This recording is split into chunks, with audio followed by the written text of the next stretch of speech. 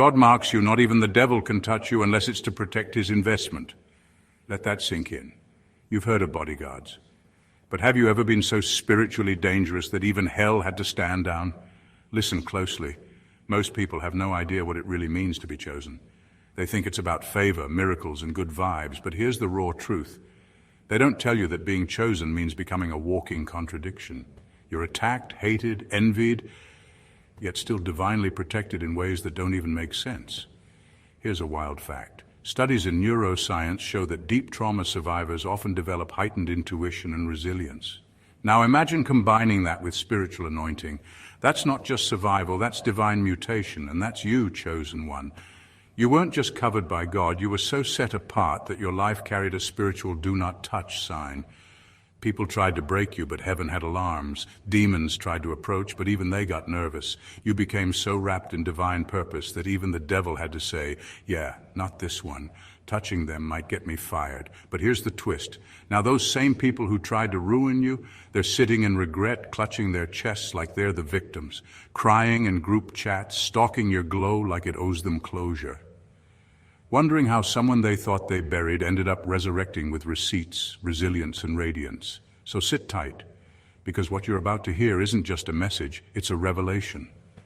A spiritual mic drop on why your anointing has not only confused your enemies, but shaken the hierarchy of darkness itself. Let's get into it. Number one, your anointing was so authentic. Even the enemy had to submit. Your anointing wasn't loud, but it was lethal to anything fake around you. You didn't have to perform, announce, or show off. Your presence alone made spirits uneasy, and not just people.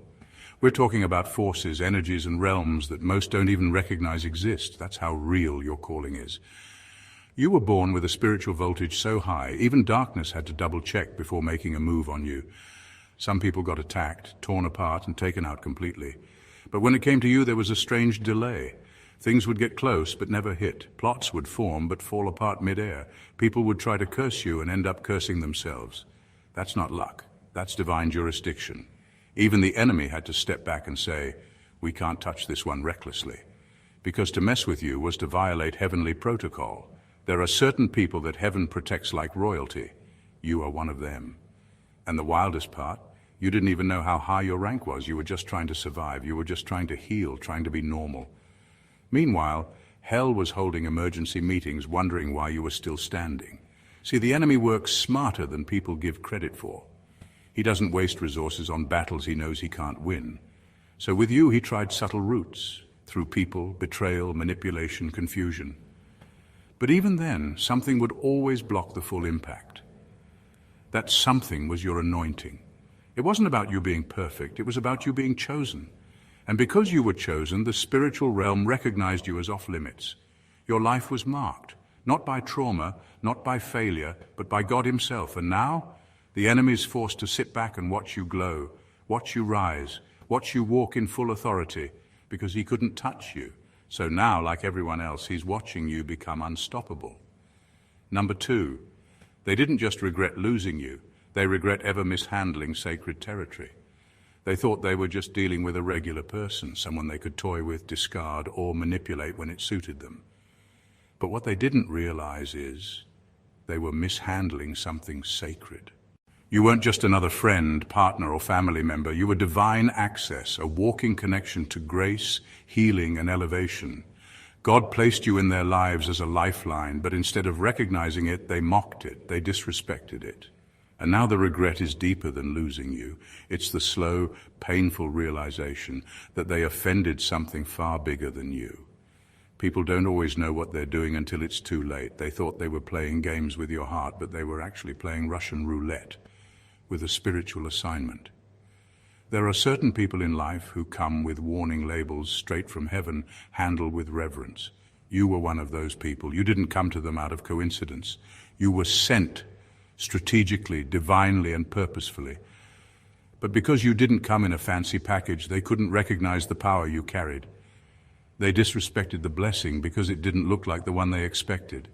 Now the regret is eating them alive, not just because you're gone, but because their life hasn't been the same since. The favor that followed them when they were connected to you, gone. The peace they had in your presence, disrupted. The spiritual covering they never realized you provided? Lifted. And all that's left is the memory of someone who was heaven sent, and the reality that they treated you like you were disposable. They thought they could walk away and upgrade. But instead they downgraded their whole life by severing a connection to divine order. You weren't just a person, you were a moment of divine alignment, and they didn't just lose you, they lost the favor that came with you. That's the kind of regret that doesn't go away. That's the kind of loss that hits harder after you're gone. Number 3, your calling was so clear, hell decided you were more useful untouched. You were such a threat to hell's agenda that the devil had to switch up his entire playbook when it came to you. Not because he liked you, not because he had mercy, but because he saw something on you that couldn't be explained, and definitely couldn't be defeated. You carried such a powerful calling that attacking you directly would have caused more damage to his own kingdom than letting you live. So instead of trying to destroy you outright, he tried to study you, delay you, distract you, but not eliminate you. That's how sacred your assignment is. You were marked for such a high level of divine impact that even hell had to be careful. The devil doesn't fear churchgoers or people who talk loud. He fears those who walk in purpose quietly and with precision. You were a walking disruption to demonic systems, even when you didn't know it. Your presence shifted atmospheres. Your words broke invisible chains. You were an earthquake walking around in human skin, and hell knew it.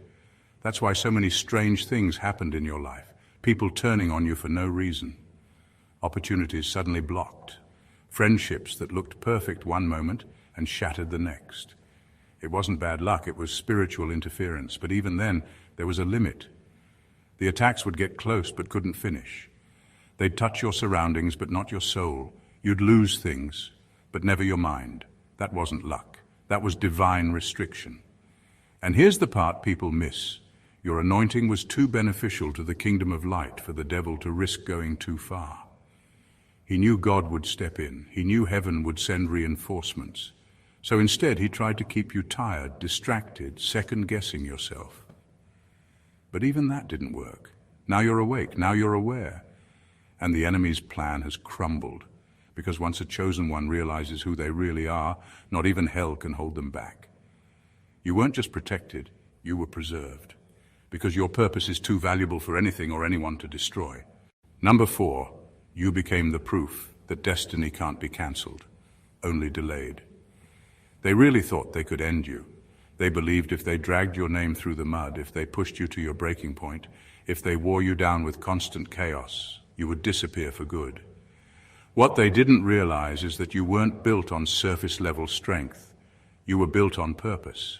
That means no matter how many times they knocked you down, something divine kept pulling you back up. Because your destiny isn't based on other people's opinions, timelines, or sabotage. It's wired into your existence. They couldn't cancel it, they could only delay it. They tried everything. They messed with your mental health, they attacked your character, they whispered behind your back, smiling in your face while secretly hoping you'd collapse. And for a while it might have looked like their plan was working. You stayed quiet, you disappeared, you felt lost. But you weren't destroyed, you were being refined. While they were laughing, you were learning. While they were celebrating your silence, you were reloading your power. The setback was a setup and the delay was divine. Now they're watching you resurface stronger, sharper, and more focused than ever. And it's messing with them. Because deep down, they know they didn't just fail to stop you, they unintentionally pushed you deeper into alignment. You became the very thing they feared, proof that you can't bury a calling, that you can't kill what God breathed life into. You didn't just bounce back, you elevated. And now, they're stuck watching what they tried to destroy become undeniable. But here's the kicker. They were never really fighting you. They were fighting what you carried, a prophecy, a divine assignment, a future that threatened the lies they were living in. And now that truth is unfolding right in front of them, they don't know whether to be shocked, ashamed, or scared, because they didn't just lose. They helped create the version of you that can't be stopped. Number 5, you confused them because you were both a threat and a mirror. You weren't loud, you weren't trying to compete. You were just being yourself, walking in your truth, doing the inner work, growing in silence. But even without saying a word, you shook people to their core. Not because you attacked them, but because you reflected something they were trying hard to ignore. You exposed the gap between who they pretended to be and who they actually were, and that made you dangerous in their eyes. The hate wasn't always loud. Sometimes it came in subtle forms, backhanded compliments, weird tension, secret competition. But the root of it was envy, plain and simple. Not because you had more, but because you were more honest, more spiritually connected, more authentic. And that authenticity exposed the masks they were hiding behind. You made them uncomfortable without even trying, and that's why they couldn't love you properly. Because every time they looked at you, they were forced to see what they lacked. You were a walking mirror, reflecting the spiritual emptiness they had filled with material wins, fake confidence, and shallow relationships. You didn't need to flaunt anything. Your peace irritated their chaos. Your purpose highlighted their confusion. Your light made their shadows impossible to ignore. And instead of using that discomfort as motivation to grow, they turned it into resentment. They couldn't figure you out. You were too pure to hate, but too powerful to control.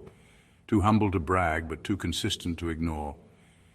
You didn't play the game, yet you kept rising.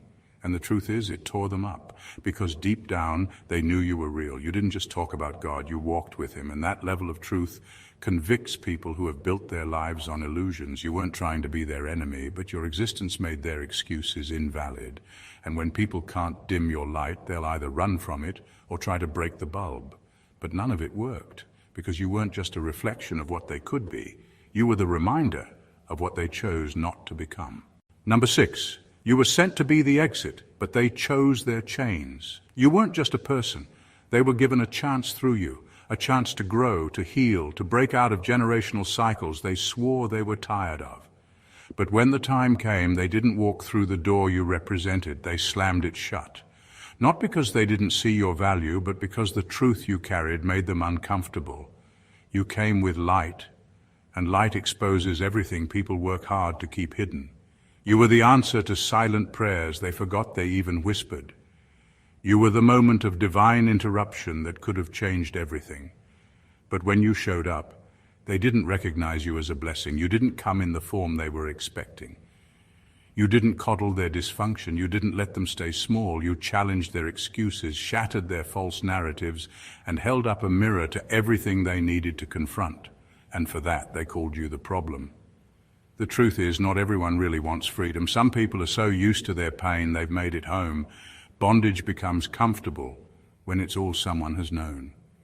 You came offering healing, growth, elevation, but they weren't ready to give up the trauma that made them feel important. You came offering unconditional love, and they twisted it, pushed it away, and projected their wounds onto you. They didn't reject you, they rejected what you triggered in them. You made them feel seen in ways they weren't ready for. Now they're sitting in the same mess, replaying the same cycles, still haunted by the opportunity they missed. They lost the one person who could have helped pull them out. And not because you failed, but because they chose their familiar chains over an unfamiliar breakthrough. You were sent to be the exit, but they loved the prison more than the price of freedom, and now they live with the heavy truth. They crucified the cure. Number 7, they didn't realize they were plotting against their own redemption. They thought they were winning when they talked about you behind your back, when they lied on your name, when they tried to turn others against you. But what they didn't know is that by targeting you, they were waging war on their own breakthrough. You weren't just someone passing through their life. You were strategically placed, sent to intercede, cover, and help them unlock levels in their own destiny they didn't even know they had access to, but they couldn't see past their ego, jealousy, or insecurity. And in trying to take you down, they sabotaged their own spiritual lifeline. You were the one who would have stood in the gap for them. You were the one who saw their brokenness and still chose to love them, support them, and speak life over them. You knew their trauma. You felt their pain. You were patient with their dysfunction. You even tried to carry weight that wasn't yours. And yet they turned around and made you the villain in a story where you were the only one trying to help. They weren't just betraying a friend. They were betraying a divine covering. Because, whether they knew it or not, Your prayers were keeping doors open. Your presence was shifting spiritual atmospheres in their favor. You were fighting battles they didn't even know they were in. But betrayal has consequences, spiritual ones. What they threw at you came back around, but heavier. Because when you aim to destroy someone God has assigned to you, you're not just moving in malice, you're moving in rebellion against heaven's order. Now, they're living in the fallout. Things are crumbling. Peace is gone. Doors are closed. The very pain they wanted you to feel is now sitting in their own lap. Not because you wished it on them, but because they invited it by cutting off the blessing that was sent to lift them higher. They weren't plotting against a person. They were plotting against their own redemption. And that's a loss no apology can undo. Number 8, the ones who mocked your pain are now choking on their own silence. When you were going through the darkest seasons of your life, they didn't offer help. They offered entertainment. They watched your struggle like it was a show. Your tears were the punchline. Your pain became group chat material. Some of them acted like they cared, but the smirks behind your back told the truth. You were the target of jokes, gossip, and low-key celebration because deep down, your downfall made them feel better about their own emptiness. They didn't just witness your pain, they fed off it, but God doesn't miss. He saw it all, every silent betrayal, every passive-aggressive jab, every fake checking in that was really just a way to measure how low you had fallen. And while you were sitting in silence, fighting for your life, they were busy adding insult to injury. They thought you were finished. They thought your struggle meant you'd never rise again, but they misunderstood who they were mocking, because now tables have turned, and not quietly. You didn't just bounce back, you came back glowing, growing, and guarded, and suddenly their voices vanished. The same ones who laughed the loudest can't find the words, not because they're being mature, but because guilt has gripped their throats. They can't even mention your name without remembering how they played you, how they enjoyed your suffering. And now your success is a mirror they can't avoid. Their silence used to feel like rejection, now it feels like regret. That awkward tension, that's not confusion, that's shame. And it's loud. They're not quiet because they're unbothered. They're quiet because you remind them of their character or lack of it. They can't clap for you, can't congratulate you, can't support you, because doing that would mean admitting they were wrong. And their pride is choking them harder than life ever could. Their silence isn't power anymore, it's punishment, and they earned it. Number 9, you were the test they failed, and now God's using you as the example. You weren't just someone passing through their life. You were a divine test, a carefully timed opportunity disguised as a regular person. God sent you not for entertainment, not for drama, but to see how they would handle someone carrying his presence in real form. Not with titles, not with ego, but with purity, discernment, and an anointing that couldn't be faked. You came into their life wrapped in humility, but you carried heaven's weight, and how they treated you revealed what was hidden in them. They didn't just fail the test, they failed it loud, publicly, and without remorse. They had a chance to honor you, cover you, support you, or simply love you. But instead they belittled you, took advantage, tried to compete, mocked what they didn't understand. They thought they were rejecting someone ordinary, someone easy to replace. But they were actually rejecting the very thing they claimed to be praying for, an encounter with the divine. People don't always know when they're being tested. That's the whole point.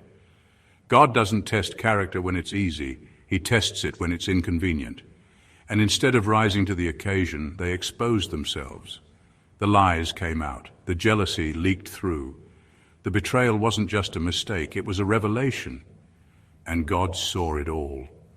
Now they're watching from the sidelines, stuck in the same place they were before you came into their life, only now with the heavy awareness that they missed something rare.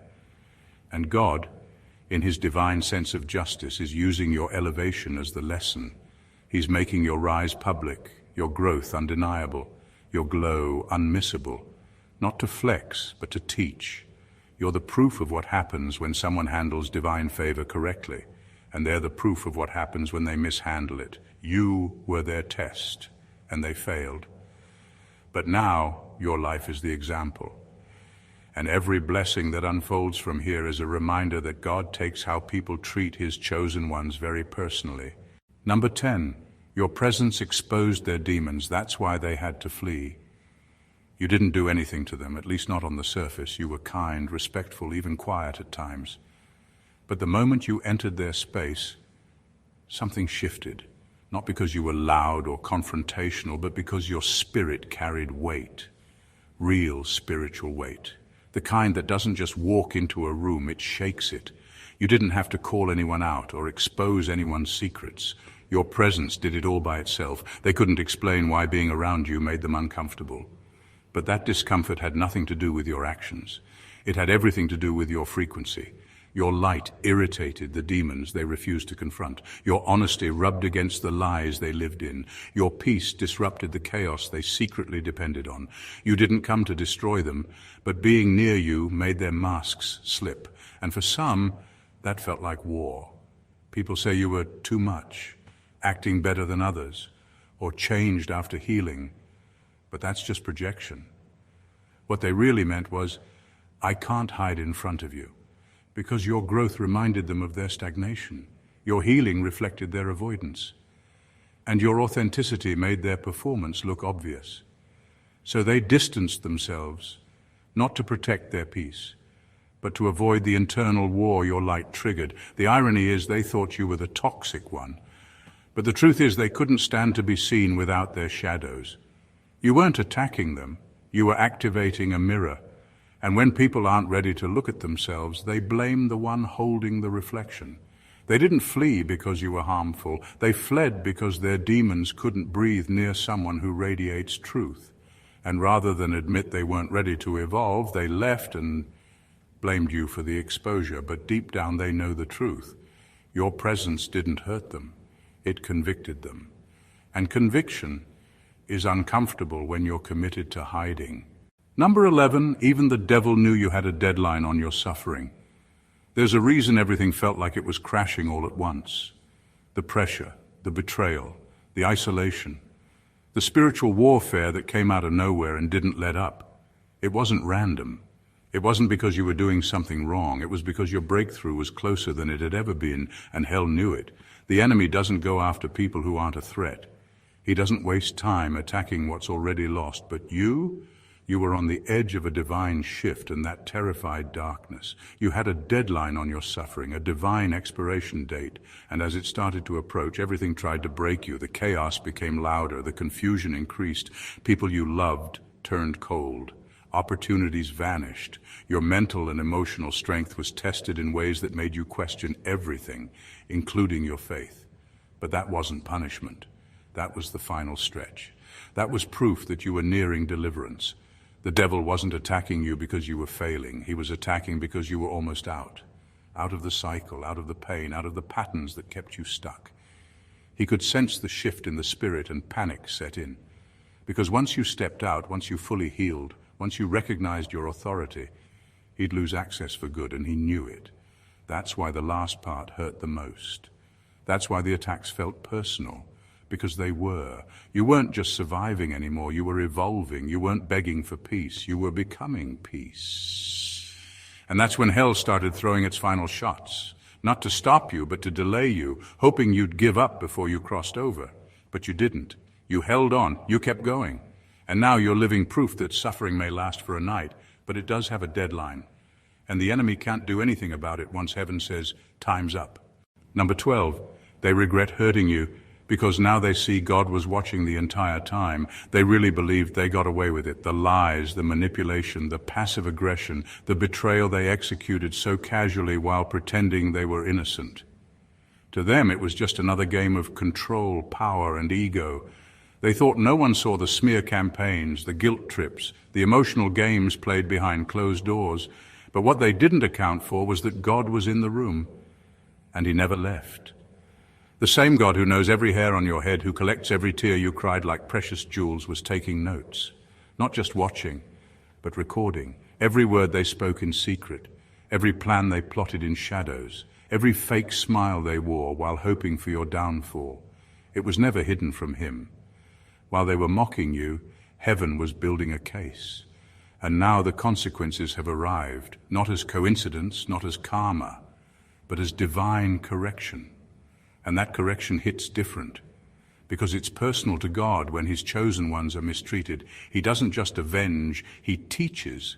Now they're living in the results of their own behavior, and it's undeniable. Doors are closing, peace is gone, relationships are falling apart, and the worst part, they can trace it back to you, to the moment they mishandled what heaven sent, to the time they hurt someone God assigned to bless them.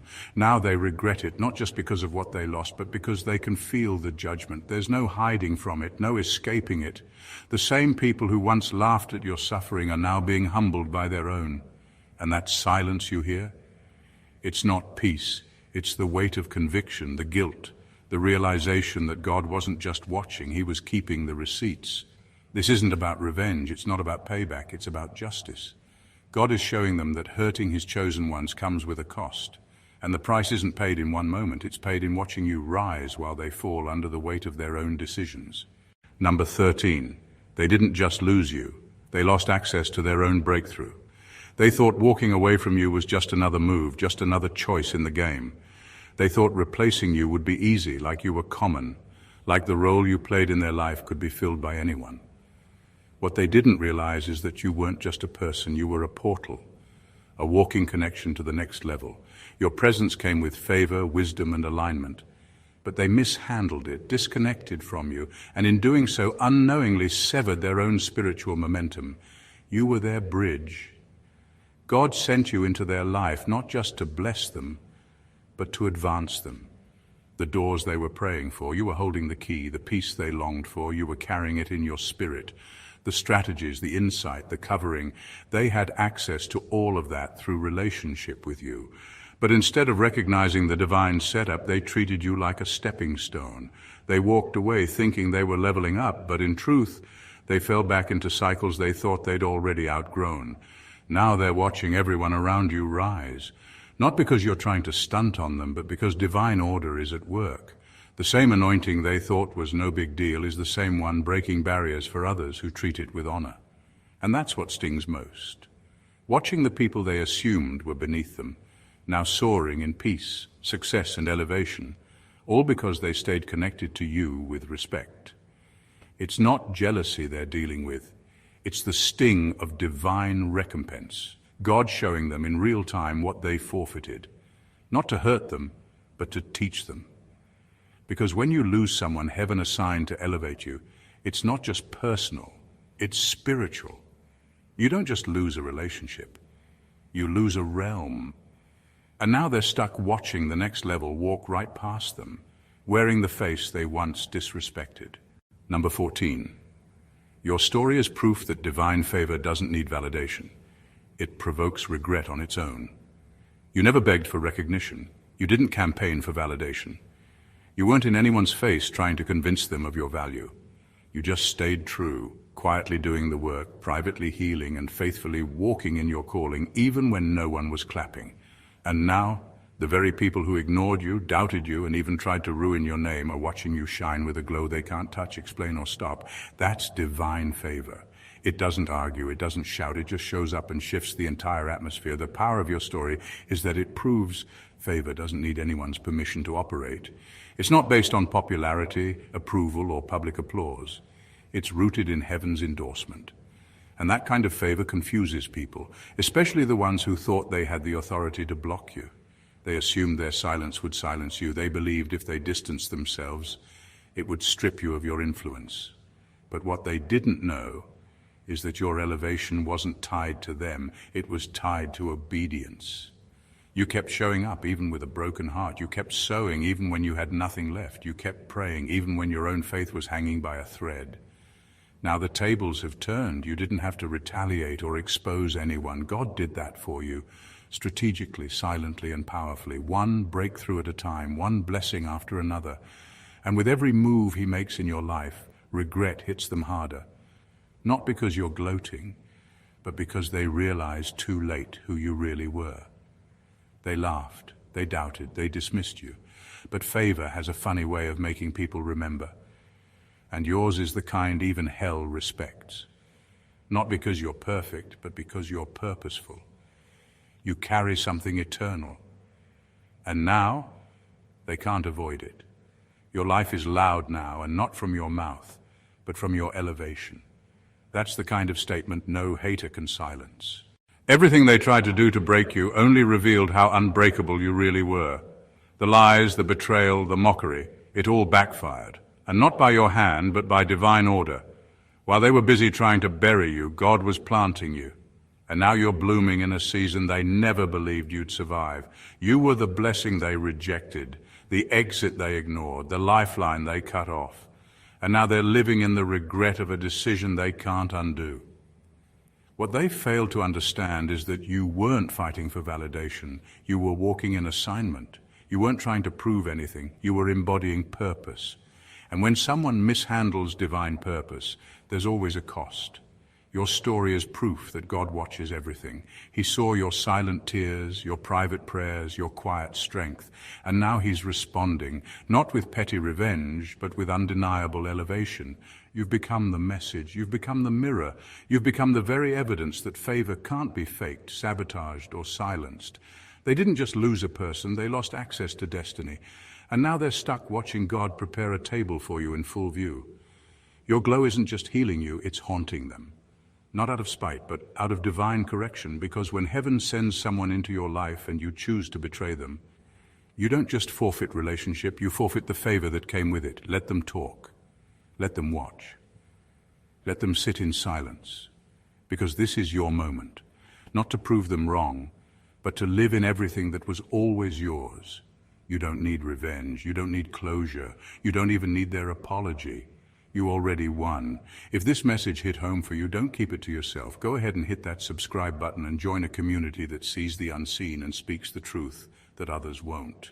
Tap the like button to let us know this resonated with your journey, and drop a comment below. We want to hear how your story aligns, because you're not alone in this. And most importantly, share this video with someone who needs that divine reminder that they're not crazy, not broken, and definitely not forgotten. Someone out there is in the middle of their test, and your share might be the lifeline they've been waiting for. We're growing, we're glowing, and we're walking in divine fire together. So stick with us, because what's coming next, it's going to blow your mind. God bless you.